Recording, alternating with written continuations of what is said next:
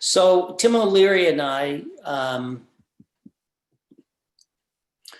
for 7 years now, have been orchestrating What's the Story? And a couple of years ago, we partnered with the Bay Paul Foundation to try to make it so that What's the Story can make its insights and resources available to anybody for free. So if it's a teacher who's just interested in some of the program, or it's an administrator thinking a team might want to adopt the whole thing, we're not trying to peddle this, we're not trying to sell it. We just had great success. So anytime we can find somebody who wants any piece or part of it, we share it. And this year we're going virtual. There's part of our group. And this year, partnering with the Bay Paul Foundation, we're doing a variety of things, but one of them are these creative conversations. And we decided for the first few to really focus on this blog post, which I imagine most of you have read. If you haven't, that's okay too. I'm not going to summarize it tonight. We're just going to jump in. The blog post is linked into the agenda. So if you decide you want to access it and look at Learning Law 1 that we're going to look at tonight, you can do that. But the gist of the article is this: all of us, our students, our leaders, our colleagues, are all suffering under working in an operating system that just was not designed for our times. And we continue to try to fix it valiantly, but we continue to just slap the new software and new initiatives on top of the old system. And so I started that blog post with this quotation.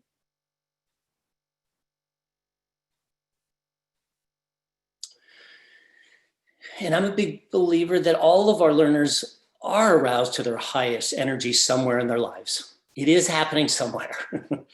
That's part of who we are wired to become. Unless something traumatic's happened that has really shut us down, all of us at times are wildly excited about certain dimensions of our life. So often though, school is disconnected from that. And so unfortunately, we're trying to push the boulder of engagement uphill instead of really working with students' interests. And so at the end of that blog, if you're not familiar with the backwards bicycle, I put it there because, and I've already heard from lots of people in response to the blog, it's just so hard, Bill. I tried with my faculty, we did this, but then they just revert back. And so I don't want to underestimate that. I don't think this is as simple as, oh, I get it, we're going to start doing this next week. I think it took us 100 years or so at least to get into this. That's a lot of muscle memory that we need to practice breaking. And so I think the only way people are going to endure that is if they have a vision that's so compelling. And if educators really believed our lives would be better, our students' lives would be better if we could really do this differently. So what we wanted to do is give you a brief taste by having you all read a reflection that was done in What's the Story?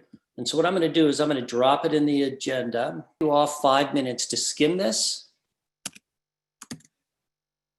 And if you need to refresh, go ahead. There's Gabe's final reflection.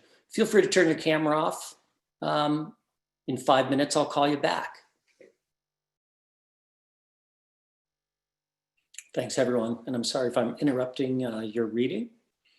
But we're starting with this because I think so often teachers have become to just accept the paltry nature of a lot of the work that's going on in school. And I think students have come to kind of just accept, we kind of grind it out and do low-level compliance, and every once in a while something excites us.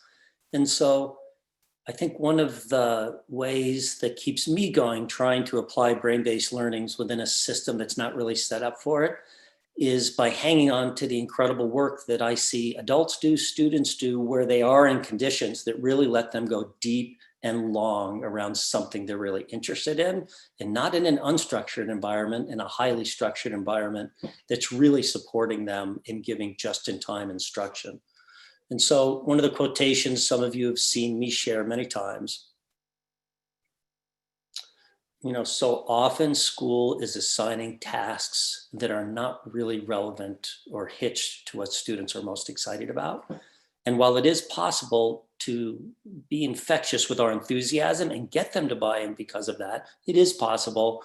It's a big ask to expect students to come every day and to be plowing through things that really are for something for much later in their life. And we're no different, right? When we sit in professional development, how often, and I'm hearing a lot of this right now from teachers, they're just not getting it. They just need to give us more time, slow down, simplify. Teachers get it when they're the learners, right? But when we become the teachers, it's just very easy to slip into that industrial age, keep it moving, move it on, unit to unit, average those scores without really tapping into our students' highest energies. And finally, before I end this beginning, this is our mantra in What's the Story? And in the blog post, I referred to the expectation effect and that wonderful video. We've got to be really careful. We can come to expect our students' maladaptive ways of adjusting to a school system that's not paying attention to who they are and what they're interested in. And so we can begin planning for fidgety students or behavioral problems rather than saying, wait a minute, something's wrong if this is the way so many students are engaging. How can we make the risk of treating people as if they are who we want them to be, and begin from that place, and begin from the place of, we can expect you to do great things. Help us learn how to create conditions that you can do this, because they all are capable of doing it. So with that, I've gone a little bit over my 10 minutes. I will let you know that one of the great things Chris Jernstead taught me, which I'll share with you all now, check your ratio. What ratio are you talking in class? What ratio are your students doing? And over time, how do I decrease the amount of time I'm talking at the beginning and make it higher quality? Because if it's higher quality, you don't need too much before they're ready to go.